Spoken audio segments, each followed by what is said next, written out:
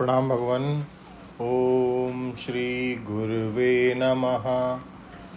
ओम अखंडमंडलाकारं व्याप्तं येन चराचरं तत्पदं दर्शितं येन तस्मै श्री गुरुवे नमः। ओम शांति शांति शांति। ओम ब्रह्म ज्ञान और उसकी साधना द्वारा स्वामी अखंडानंद सरस्वती जी महाराज द्वारा भगवान स्वामी से प्रश्न किया कि साक्षी सब में अलग अलग है कि एक ही है।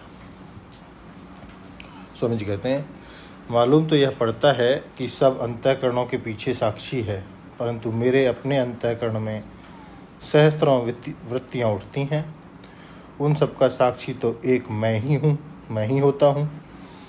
इसी प्रकार समस्त अंतःकरणों की अनंत वृत्तियों के पीछे उनका साक्षी एक ही होता है, लेकिन उनके अभिमानी अलग अलग होते हैं।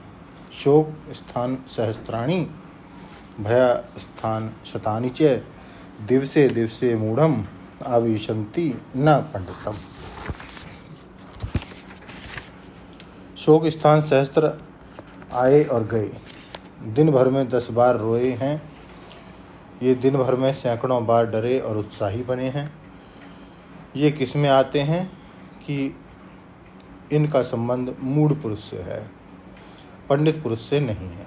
माने ये अज्ञान सिद्ध हैं, मोह सिद्ध हैं, पांडित्य सिद्ध नहीं है। शोक और भय की हेतुता संसार में जहाँ जहाँ सिद्ध होती है वहाँ वहाँ मूढ़ता से सिद्ध होती है, पांडित्य से सिद्ध नहीं होती। एक तो बेचारा शोक से रोया, माने आनंद से वंचित हुआ। दूसरे उसको मूढ़ कहा, माने उसको चित्त से भी वंचित कर दिया, बता दिया।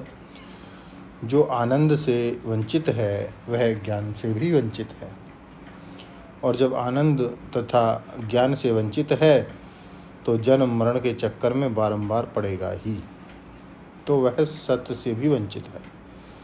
अर्थात जो शोक करता है वह सच्चिदानंद से ही वंचित है।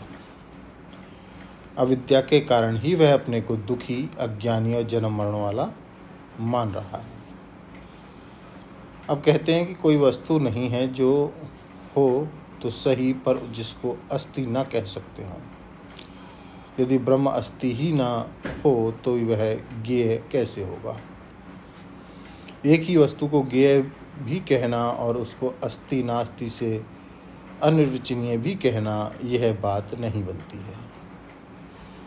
बोले देखो भाई, हम उसको अस्ति इसलिए नहीं बोलते हैं क्योंकि वह अस्ति बुद्धि का विषय नहीं है, और नास्ति भी इसलिए नहीं बोलते क्योंकि वह नास्ति बुद्धि का विषय भी नहीं है।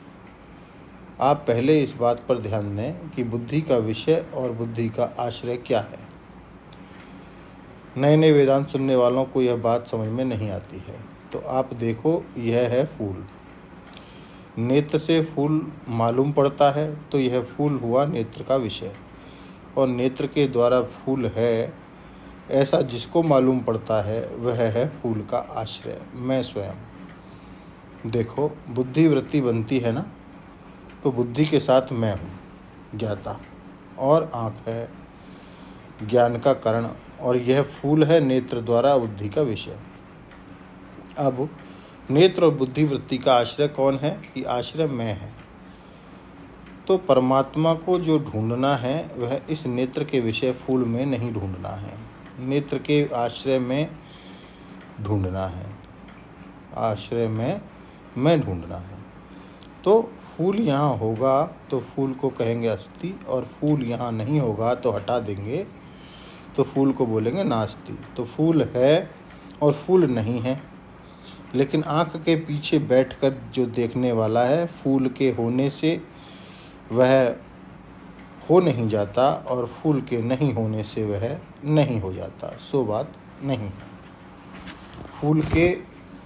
फूल के है और नहीं से जैसे आँख वाले पर कोई असर नहीं पड़ता, ऐसे ही बुद्धि के होने और ना होने, उसके पीछे बैठने वाले पर कोई असर नहीं पड़ता। अब बुद्धि के इस मीमांसा को और आगे बढ़ाएंगे भगवान अगले सत्संग में। ओम शांति ही शांति ही शांति। प्रणाम भगवान।